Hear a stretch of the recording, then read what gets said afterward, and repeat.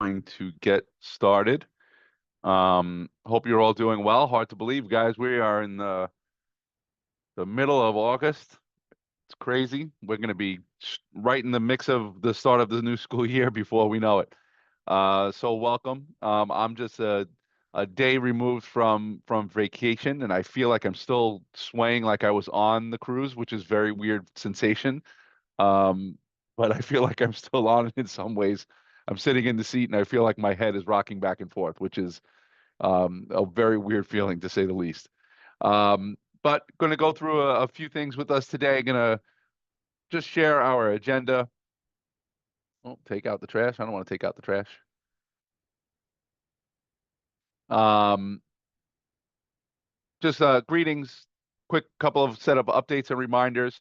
I do want to go over our DCEP goals, particularly the latest data that did come out from New York State assessments. I want to be able to share where we're currently, what our current performance levels are, celebrate some of those successes. We'll do that more in September as I get to peel the data apart a little bit more than what I was already able to do.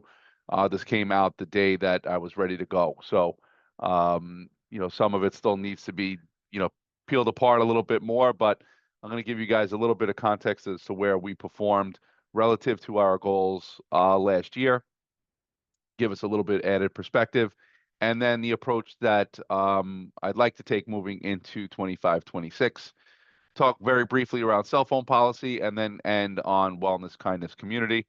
Gus is not going to be here today, so there will not be a report from him.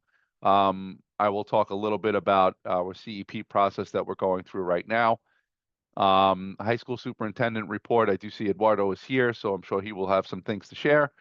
And then Eden, you will be the one and only to gets to share a little bit about from other constituencies, as you are the only representative here to do that. So I'm going to quickly chat with you guys about where we're at. Just reminders, back to school event. Just in the event that some of you did not know, Eden, I know you are aware of this. Eduardo, I don't know if you are, but Councilmember Ung is hosting a back to school block party that will be happening on August 29th.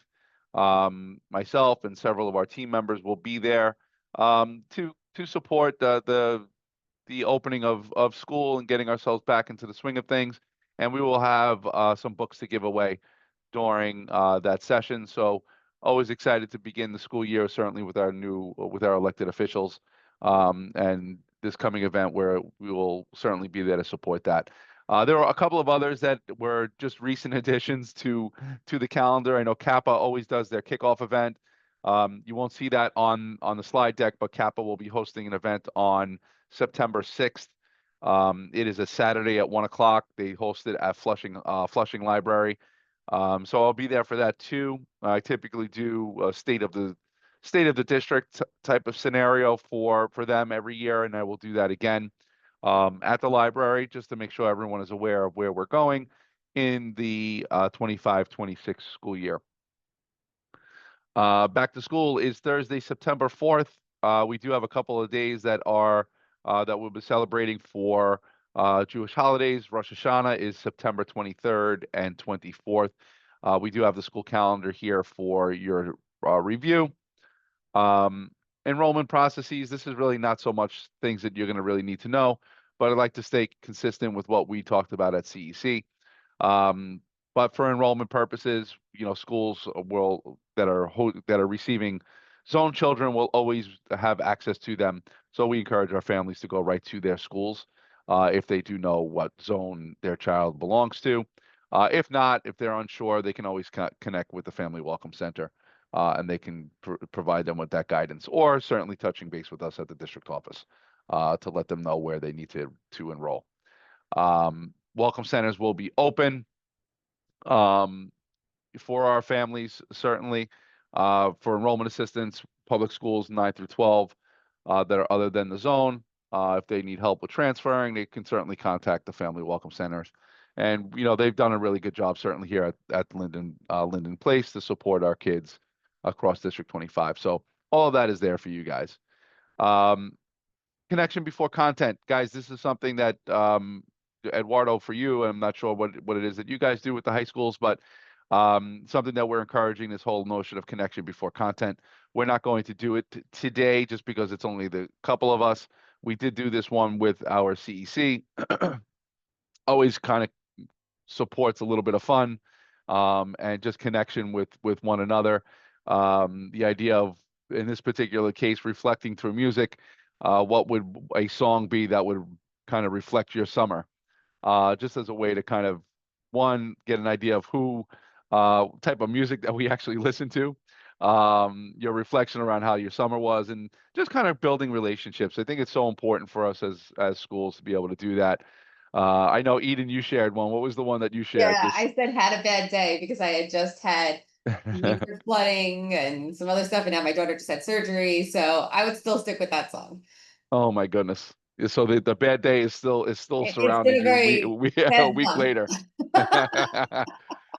Bringing that sunshine. We got a walking on sunshine. That has to be the one that That's follows the gonna had be a bad next. day. But at any rate, Eduardo, it's something that we are looking to push every month. We'll be doing a little connection before content. We're going to be asking our schools to make sure that they layer this in with their staff, just to kind of build that space of relationships across our schools.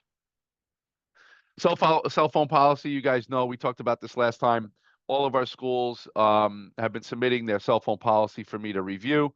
They're getting feedback from me, and then we'll have one that they can bring back to their SLTs for SLT review and approval.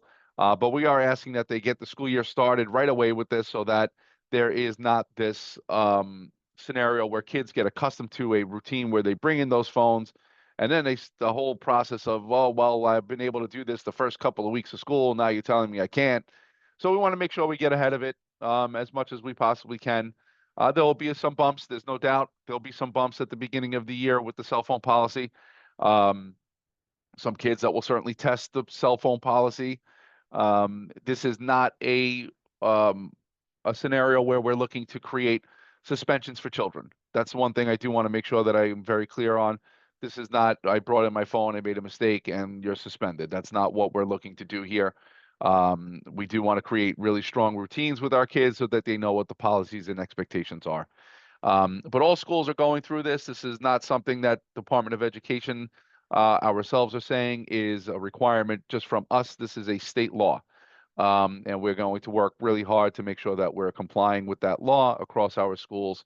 So all buildings are creating a policy that are aligned with city expectations and certainly district expectations. So um, more to follow on this, but just so that everyone knows, this is something that every school is doing. There will be no school that's an exception, although there are exceptions to the process, meaning if children have medical needs, there is every school inside of their plan does need to include a person, a point person, that will be in the building to determine whether or not an exception should be granted. So that does exist. That opportunity exists within a plan, so parents can have a point person to contact in the event that they have a medical need of some sort that needs to be reviewed. So just so you know, that is on the horizon. Celebrating our successes, big shout out to our building leaders, our teachers, all of our support staff. We did have a very productive year. We have made a bunch of progress from 23, 24 to 24, 25. Still certainly a tremendous amount of work to do. And I know all of our schools go directly to all the work that they need to do next. But it's important that we celebrate our successes. There's nothing new in regards to priority one. Priority one was K to two, so there's not a state assessment that's aligned with that. So all of that data remains. We did make some progress with our subgroups in priority one. We're going to continue our work in that area. But what I did want to highlight for you was priority three, and this is grades 3 through 8. Overall, we made a 5.7% change from year over year in ELA. That's for all students. But you'll see here I have in parentheses, the parentheses is our district, meaning just our schools, the ones that I supervise. That was a little bit higher than what the overall district average was, which would have put us a little bit over 6% improvement overall as a district community, which is, I'm sorry, excuse me, which is a really, really important thing for us to celebrate. And here's the really, really important part of what I want to share. Our subgroups our Hispanic subgroup grew by 9.3% this year. Our goal was 10%, so we just came up just a little bit short of that goal by about a 0.5%. When you include, we were a little slightly higher for our district compared to the whole. But 9.3% is really, really great news for us that we've closed some of that achievement gap. For our Black learners, we grew by 8.6% as a district. When you look at it, just our district schools, it's just under that 10% mark. So we were on 9.6% for our Black learners, which is great. Our Ls grew by 4.6%. This is one you're going to hear me talk a lot about because we do need to continue to build our work for our Ls. And our students with IEPs grew by 7%. The reason why you don't have a district calculation here is because I do need to do a little bit more of a breakdown with our kids with IEPs. When we do it from one of the data polls that I have, it's not as accurate. So I want to make sure I give you the accurate accounting of that I will do during our next meeting. But for all intents and purposes, we did make a good amount of progress relative to the city. I think the city grew a little bit over 7%. We grew by about 6% as a district this school year. In mathematics, we did see some progress here as well. The city grew by a little over 3%. We grew by 1.7%. When you look at just our district, it's a bit higher than that. It's a little over 2%, just around 2.3%. We were just under 70%, 69.57 for our district schools. And when I say our district schools, remember, I don't supervise the 6 to 12s. Those are not necessarily under my purview, but they'll be included in the overarching performance of the district community. When you just talk about the 34 schools that I supervise, that's why I put it here in parentheses. We're a little bit higher than that as a district. For our Hispanic learners, we grew by 2.8%. For our Black learners, by 5.3%. Our Ls, 5.3%. And then our students with IEPs, just 1%. So while we have seen some progress here, we do know that we have to continue to grow and improve. I do like the idea that we are closing in on that 70% mark. So no doubt that we are going to strive to exceed that moving into the 25-26 school year. And lastly, chronic absenteeism, you guys already know, the statistics have not changed. But we do need to improve here. What you will see during the next DLT meeting is a breakdown of the relationship between kids that were chronically out and their performance. I'm going to give you a little bit of a side-by-side of how kids perform that were chronically absent compared to those that were not chronically out. Because it's important that our schools and our parents continue to recognize the relationship between those two. So there's a lot more to follow here, but it's important that we do know that we did make some really, really important progress here. Really proud of our schools for growing by and almost just under meeting our goals of 5 and 10. We did meet the over 5% for the all student subgroup, so we did meet there, and we were just under performance rates for our Black and Hispanic learners. Certainly more to grow for our students with IEPs, but 7% gain is important to recognize as well. Anyone have any questions about that, Eden or Eduardo?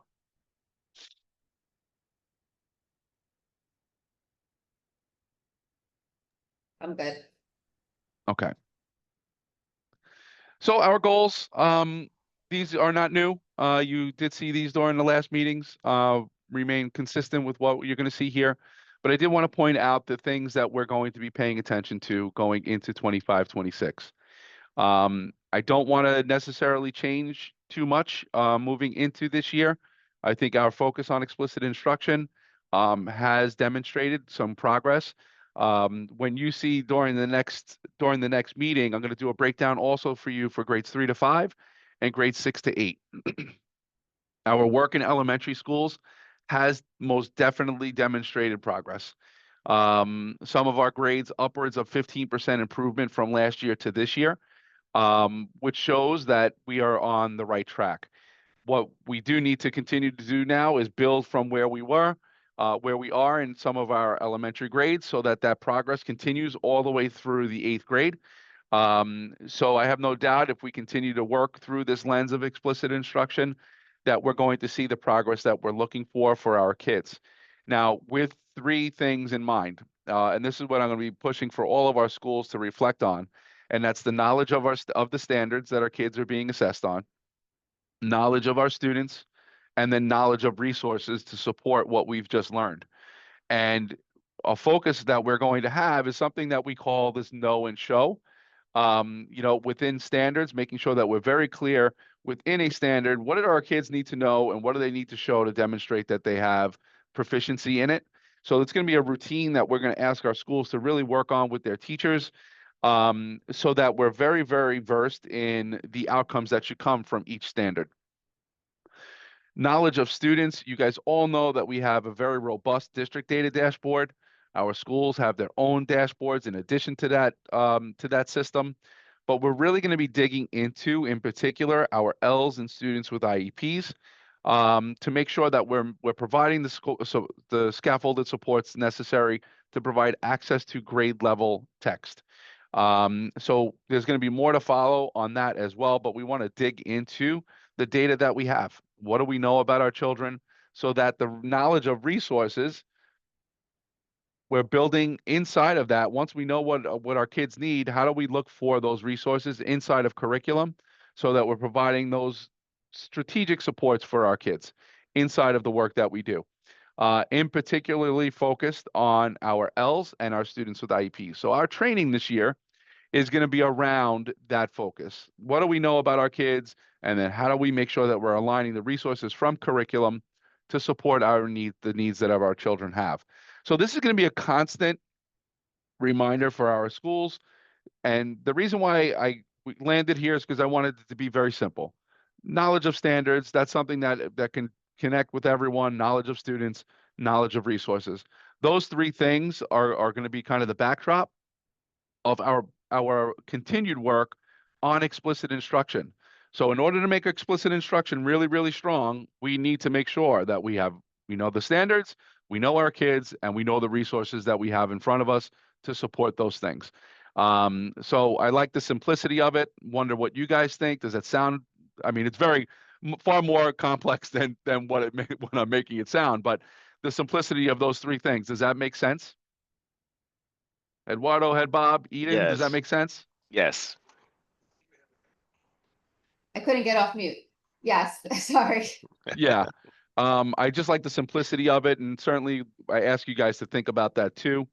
As we go through the beginning of the year, this one's going to be a real quick run through because we don't have a full team here today, but this is going to be the mindset that I'd like to take us through, given a full team set of feedback. Priority 2, this one we went through. I'm not going to spend too much time on it, but similar type of mindset, right? Knowledge of students, knowledge of resources. The standards for SEL also need to be embedded in here. It's going to be really around the castle practices of what SEL is really all about, the knowledge, self-management, self-awareness, all of those things. But again, using our district data dashboard, our school dashboard, to strategically use the resources that are part of the program. And the ones that I'm going to be calling out this year, mind up moments and conversation starters. I need our kids and our staff to be connected. And that's where you're also going to see this connection before content also fit in. So that we're in the space of relationship building all the time. The reality is, I think things happen inside of our schools with kids. and having an 8th and a 10th grader, I see it all the time. Some of our kids do things because their own insecurities, this makes them feel good when they can pick on someone else and feel like they've done something, and when they happen to be one that others look at in a way that builds them up, they're going to keep doing it. Why? Because they don't know that they just hurt Eduardo's feelings with what they just said. For them, it was just fun, right? It wasn't. I didn't care that I was impacting Eduardo. I made fun of someone, and therefore, look at all these other kids laughed, and it made me feel good for making someone else feel bad. And that's because there was not that space of an actual relationship that those kids had. Um, so I think it's important that we continue to grow this work, and we're going to continue to monitor this as the year goes on. And our kids are the main entry point for me in this space. So when we get that data back from our school survey, my ask for our schools is going to be to connect with our student governments. What do they see in it? How are they going to help improve it? And we started that last year. We only had a 2% change, but I do think that over time that will start improving as well. Okay. Mathematics, again, similar, but a little bit different here. We're going to sustain our work around knowledge of standards, knowledge of students, knowledge of resources, but the approach is different. Building our math instruction through the instructional shifts, specifically around sense making. You're going to notice that here that I didn't layer in through explicit instruction. Explicit instruction has its place in mathematics, but that's not the entry point. The entry point is not to show step by step by step by step, and then all of a sudden we now understand the mathematics. It is about starting with sense making, making sure that kids understand what the math is, and then for where it's necessary, our teachers build in those explicit instruction routines to make sure that our kids are good and ready to go to problem solve, because that's what all of math is. It's about problem solving, and how do we give our kids the tools to do that. Um, so similar type of mindset, knowledge of standards, knowledge of students, knowledge of resources. As you guys know, Amplify is our math curriculum for our middle schools going into next year, and for our elementary schools that are departmentalized. These two areas really excited about. You guys know these already. Project Soapbox, civic and student-led take action projects. That's going to be an ask for all of our schools, so that our kids, by the time they leave the 8th grade, earn a point to the Seal for Civic Readiness. There are hundreds of high schools that are now also pushing for this work, so that by the time the kids leave, they earn that Seal for Civic Readiness by the time they leave high school. Much harder for them to do that when our elementary and middle schools haven't done that work too, so that those kids earn those points moving into the high schools. So really excited about that. Safe for College program, we're going to continue to push that as well. And then lastly, our parent engagement goal. This still needs to be studied. What I'm not, as I been reviewing our school survey data, we still have 15% of our L families that have never gone to a meeting, whether it's a town hall, a parent teacher conference. For 15% of our L families to say that is not something that is good enough. So this goal is going to be adjusted a little bit as I've reviewed some of the some of the school survey data. This is an area that I will highlight more at our next meeting as I dig into it a bit more, but this needs to improve. We need to make sure that our families are connected with our schools, so that they know what is going on and how they can help their kids, particularly because this is a subgroup that, if they're not in the loop as families, it's going to be even harder to master the English language. So something that we're going to pay more attention to, and I'm going to revise this goal a little bit for your review during our next meeting. And I ask you guys to think about it too. What is it that you'd like to see in this goal as well? Because as I reviewed the school survey data, I was not happy to see that we had 15% of families say that they never attended a meeting. That's got to be better. Chronic absenteeism, we know that we need to improve there. That still remains a focal point. And then it brings me to this last space of wellness, kindness, and community. And Eden, you know that we talked about this during our last CEC meeting. Eduardo, I'll share this with you. This is the motto. As you know, we shared this last time, Wellness, Kindness, Community. We're asking all of our SLTs to really connect with this. During the last CEC meeting, this is something that, oops, an extra period in there, that the CEC called out was celebration of the diversity. How are we making sure that we're doing that and gathering feedback from students through surveys and or focus groups around this particular motto of wellness, kindness, and community. And then I have some guiding questions here that I want to review with you guys Dr. Vin, so that we can can you go share on, with go back SLTs. to the wellness kindness community for a minute? Oh yeah, of course. So something that's thinking about, I know we did the big wellness event. I don't know if we want, like, we do multicultural days in schools. I don't know if maybe we wanted to put together some kind of district one this year along those lines, because I know the CEC was pushing for like the whole diversity aspect.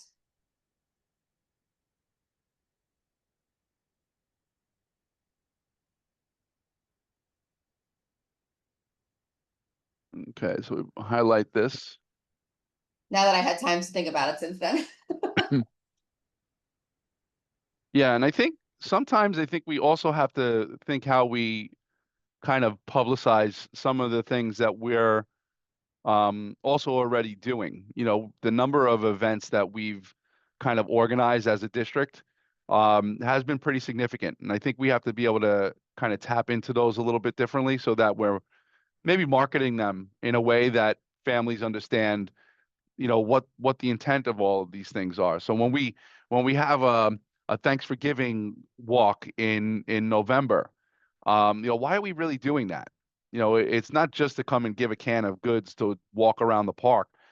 You know, the intent is to help build community at the same time, you know, and I think sometimes, you know, we lose sight of some of those things, even in how we present them. So I think it's important that how we kind of market these things is important as well, so that our families understand why we're doing it. It's yes, it's about giving a canned good, but it's also about building who we are as a district community too. Um, but yeah, I love that feedback. Thank you, Eden. And then, you know, for SLTs, here are some questions that um, I think are important for them as they're adding to their monthly SLT meeting. Just a couple of things.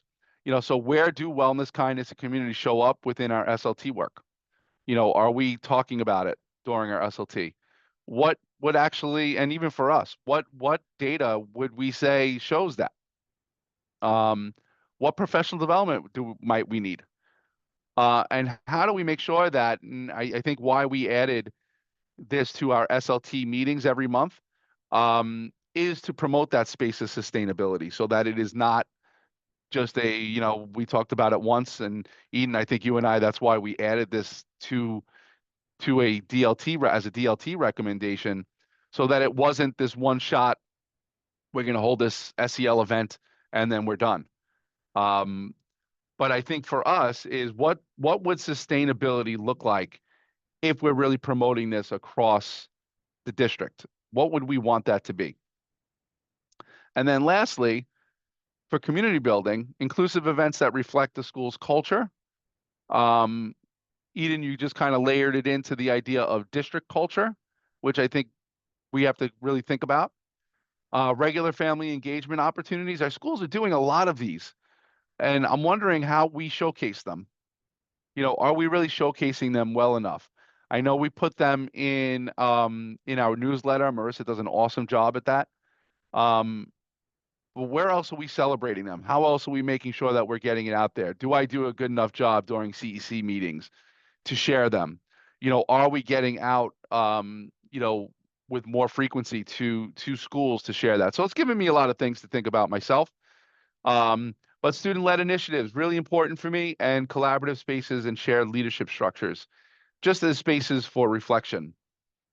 But I'm wondering what you guys think about these two slides. If you can just take 2 minutes just to think about them, and then we can come back.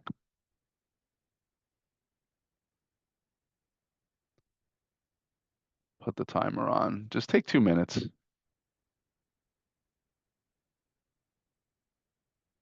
And these would be questions that our SLTs can kind of ponder.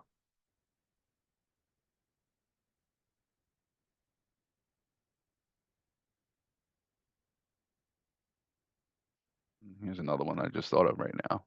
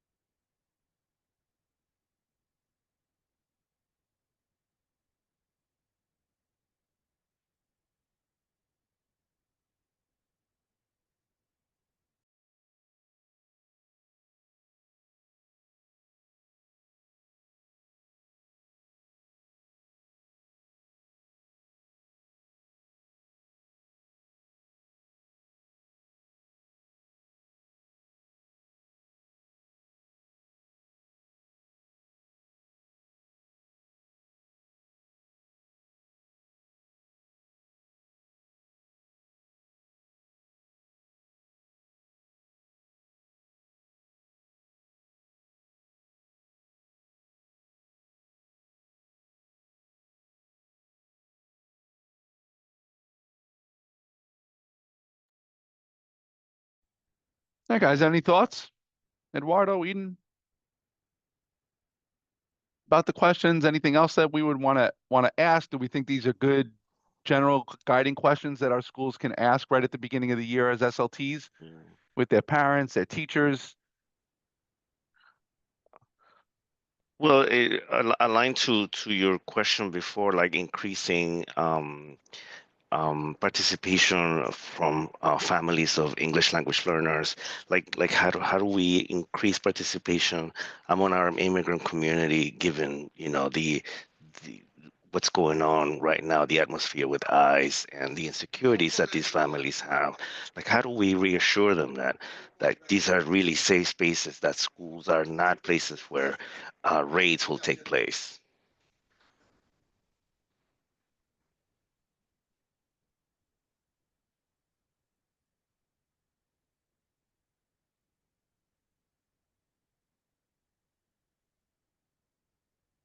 Awesome. Thank you, Eduardo. Eden, anything else? Nope, not for me right now. Okay. Yeah, and I think a couple of the things that I want to make sure that we also do is really define our own vision for wellness, kindness, and community. Now that we've established that this is a model that we're going to use moving forward. Lewis has made a new iteration of the Strong Roots, Strong Schools tree, which we will kind of unveil, during our next meeting. A couple of other little tweaks that I want us to think about before we do share it with everyone. Um, but I think it's important that we're all thinking about it through a similar lens. So when we say wellness, kindness, community in District 25, what do we mean? And I think that needs to be very clear amongst everyone. We have a couple of things that we've already layered out that mean that, you know, um, but it's making sure that it's concise enough, Mhm. simple enough so that everyone can connect with it. Um, but that's where we're at. Really, really happy with the progress. Always want more, but I'm happy with the progress. We in 20 I want to say 2021, I had shared, in this one when I was a deputy, I said by 2026, my goal was that we'd have a minimum of 70% of our kids reading on grade level. We are 5% away from that mark. And I do believe that we are going to be able to reach that this year. And I think that will be it's a really, really, really important milestone because I don't know that we recognize sometimes the amount of work that's going into making sure that our kids are becoming proficient readers. And given the fact that we have a population, 28% or so of our population are English language learners, and we do have upwards of 64% of our kids reading on grade level. You know, we're doing the work, you know, and I think we have certainly a lot to do, but you know, reaching that 70% milestone, I think will be one that I'm really going to push our schools to get to at minimum going into next year. So excited about that and looking forward to working with you guys again this year. So Eduardo, turn it to you for a high school soup report, if you have one. Yes, yes, I do. Okay. Okay, so let me share my screen. Okay, screen Let me unshare mine. There we go. share. Okay, can everybody see my screen? Yes, sir. All right, so we are unveiling our new website for Queens North. So we've been putting a lot of work into this website where parents can come in and find resources. We're trying to make it as easy as possible to navigate, including a section for latest news. So here you see like articles that are of interest to our families, including the new cell phone policy. We also have a live feed. All of these announcements will be attached to an app. Our app, where we're hoping our app will be approved and ready, up and running by September, latest October. Some of these things take a long time to get approved. And then having a calendar of events, like for example, tomorrow we have our summer regions examination schedule, and then we have all these back to school backpack distribution events that are happening throughout Queens. So if you like to see these events in a list mode, you can do so by clicking, and then so it'll give you a link of where like things are happening. For example, the back to school distribution events will show you, in one where I got the information from, etc. So going back, let's see, we have another event. This is graduation coming up, graduation for from our summer sites. And so the events are also here, including graduation rehearsal and ticket distribution. So I want to have a site where parents come and see that all the information that pertains to our schools is available. So in the Parents Corner, I included a lot of information to help our immigrant community with what's going on with ICE, including Project Open Arms, the Ready Now app, which includes interactive video tutorials on how to use this app, and a lot of other resources such as free English classes, financial aid. All of that pertains in helping our school community succeed. Let me see what else is that we're working on here. So we have the event section under, find us. I always like to list our office number and my cell phone number as a family support number, because I want everyone to, have access to someone that they can talk to. Under our schools, I put the contact information for all of our parent coordinators that are in the schools, because we want parents when they are trying to find a contact information. So I'm still in the process of adding not just the email address, but their phone number, cell phone number, and also extension. So I'm collecting that information as we go along. So I should have a more complete directory when school starts. And so that's the only update I have. Let me unshare my screen. Here we go. Okay, and so the website, I'm sharing it on in our chat, and that's all the update I have for today. Thank you. Okay, thanks, Eduardo. Eden, any updates?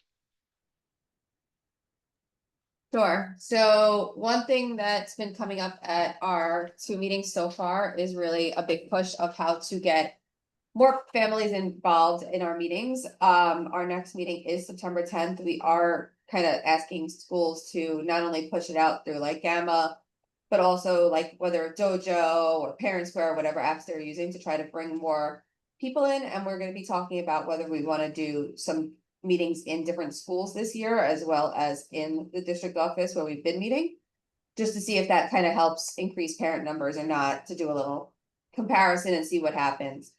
Right now we do have the 2 student member seats open still on our council. We do have 1 borough president seat still open, our District 75 seat. We're still waiting for them to place somebody. And then we have 1 council member that we are in the process of figuring out if the seat is going to be vacated. And if it is, we do have a candidate to interview. So that's the latest updates I have. Awesome. Eduardo, I know it's obviously summer, but any of the principals be able to get back to you on possible student representatives? Yes, I sent an email, but I will send another one. Some of them may be on vacation right now, but by the first week of I guess the week of the 20th, next Monday, I should have student candidates for you. Yeah, perfect. That'd be great. That way I can get them in and interview them. And Eden, we should go for the 2 of them if we can. I think it's a really nice thing for students to have on their Yeah, so there's on definitely their 2 people that stand resumes out or out. I would love whatever. to see 2 students this year instead of 1 like we've had, since Yeah, we I have think the that's option. a nice thing. Plus, I mean, the idea to have a kid represent themselves and at the end of the year tell you that they got accepted to Yale, I Yeah. think is an incredible thing for them, but also for the community to recognize that, our kids are getting accepted into, really amazing schools. And they should be recognized for that. And I think it creates a nice platform for them to be able to showcase who they are, albeit in a small way, right? It's not a a huge amount of student to community interaction, but that's even something that we can try to figure out how we change too, even amongst the work of the CEC. Um, but at nonetheless, I think it's a nice thing. So if we can get 2 kids, why not? All right, guys. This is going to be a much shorter meeting than usual. Um, we'll have a lot more data to pull apart during the September meeting. October's date, I do want to solidify in September, when we are going to have our SLT training. I think it's important right at the start of the year to get that done. That was based on feedback we received in the past around, if I knew that then, would have been helpful for them. So I would like to get that scheduled in October. We'll do it in a school. We had done those in schools in the past. 209 was always a school that we did in the past for that SLT training. This year, maybe perhaps it'll be at another, maybe it's 209, maybe it's another school, but where we can do some breakout rooms for families, get them moving around a little bit, not just stuck in an auditorium listening for several hours on end. Dr. Mike, are we gonna offer both the in-person and a Zoom option though? Because I feel like sometimes it's hard to get some of them in person. Yeah, I mean, it's that to me is something that we could work on. I mean, even if someone's presenting in the classroom, they can have Zoom opened as they're sharing in the breakouts, just provided that everyone goes to the breakout rooms. A little bit harder to manage that way. That's something I'll talk with Lewis to see if we can do that. That we'd have The only to, obstacle would be yeah, like we would need a camera and a laptop and a microphone in every room, yeah, in every room, right? yeah. Yeah. So we have to think about that. Um, yeah, I mean, I know the hybrid type of option is always beneficial for families, but and for some of our teachers as well. But I I feel also, like if we're teachers going to promote this especially idea is of where I was thinking is not so much the parents, but like the teachers that want to get home after a work day. yeah, no, I get it, but for me the whole idea is this is a once in a year thing. And if we're really going to talk about the sense of community, then it's harder to do that virtually than an in-person type of event. It is a expectation of people that are on the SLT, right? Yeah. So yeah. Yeah, it makes it easier, no doubt, and I don't disagree with that. But I think if we're really going to push this idea of community-based event, that we have to try to figure out ways that we can do it. And it's not to say that I don't think you can organize around a Zoom. But I think the more times that we can get together, and this only being one in a school year, just for other parents to be able to connect with one another, I think is a nice thing. Parents to teachers connecting, parents to teacher to administrator, just creates a nice opportunity. And if we ask that everyone from other schools come together in different rooms, at different times, get to, have a moment of being able to share with one another who they are, what school they're from. I just think is a nice opportunity. So we'll see. But that's kind of the idea that I have right now. We'll come to consensus on that in September. All right, guys, this was fun. Always good seeing you. We'll come to to a close with just the three of us. Guys, we in consensus on closing the meeting? Yes, Dr. Yes. Can you stay for 1 second for me? Of course. Thank you. All right. All right, Bye-bye. guys. Have a good one.